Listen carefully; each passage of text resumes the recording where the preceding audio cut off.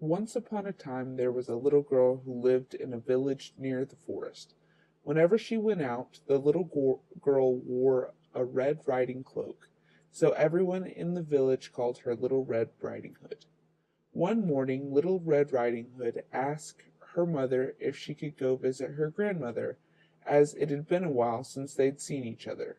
That's a good idea, her mom said, so they packed a nice basket for Little Red Riding Hood to take to her grandmother.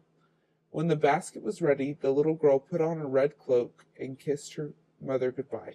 Remember, go straight to Grandma's house, her mother cautioned. Don't dawdle along the way, and please don't talk to strangers. The woods are dangerous. Don't worry, Mommy, said Little Red Riding Hood. I'll be careful. But when Little Red Riding Hood noticed some lovely flowers in the wood, she forgot her promise to her mother. She picked a few, watched the butterflies flit about for a while, listened to the frogs croaking, and then picked a few more. Little Red Riding Hood was enjoying the warm summer day so much that she didn't notice the dark shadow approaching out of the forest just behind her. Suddenly, the wolf appeared beside her. What are you doing here, little girl?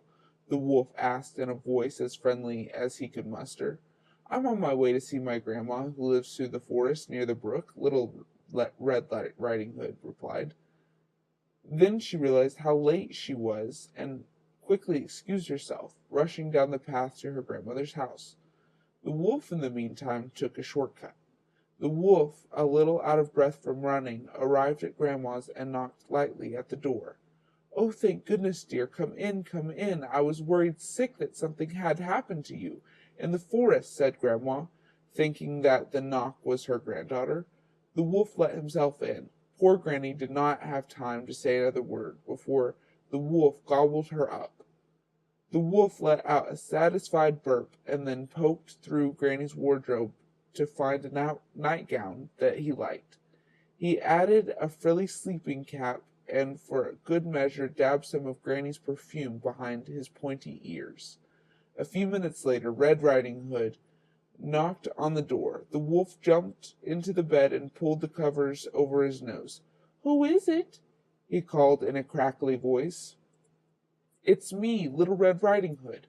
Oh, how lovely! Do come in, my dear, croaked the wolf. When Little Red Riding Hood entered the little cottage, she could scarcely recognize her grandmother. Grandmother, your voice sounds so odd. Is something the matter? She asked. Oh, I just have the touch of a cold, squeaked the old wolf, adding a cough at the end to prove the point. But, Grandmother, what big ears you have, said Little Red Riding Hood as she edged closer to the bed. The better to hear you with, my dear, replied the wolf. But, Grandmother, what big eyes you have, said Little Red Riding Hood. The better to see you with, my dear, replied the wolf. But, Grandmother, what big teeth you have, said Little Red Riding Hood, her voice quivering slightly. The better to eat you with, my dear, roared the wolf as he leapt out of the bed and began to chase the little girl. Almost too late, Little Red Riding Hood realized that the person in the bed was not her grandmother, but the hungry wolf. She ran across the room and through the door, shouting, Help, wolf, as loudly as she could. A woodsman who was chopping logs nearby heard her cry and ran towards the cottage as fast as he could. He grabbed the wolf and made him spit out the poor grandmother, who was a bit frazzled by the whole experience, but still in one piece. Oh, Grandma, I was so scared, sobbed Little Red Riding Hood. I'll never speak to strangers or dawdle in the forest ever again. There, child, you've learned an important lesson. Thank goodness you shouted loud enough for this kind woodsman to hear you. The woodsman knocked out the wolf and carried him deep into the forest, where he wouldn't bother people any longer. Little Red Riding Hood and her grandmother had a nice lunch and a long chat.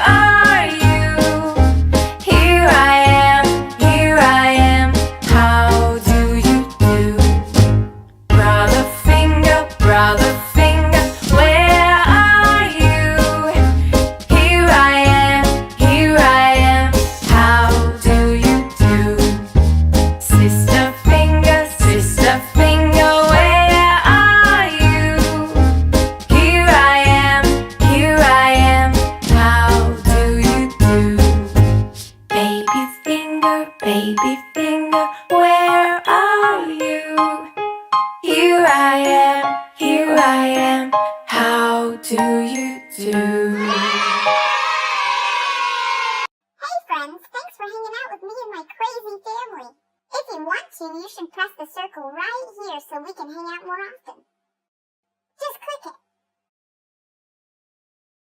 And if you want to watch more of our videos, click right here. This one's really, really funny.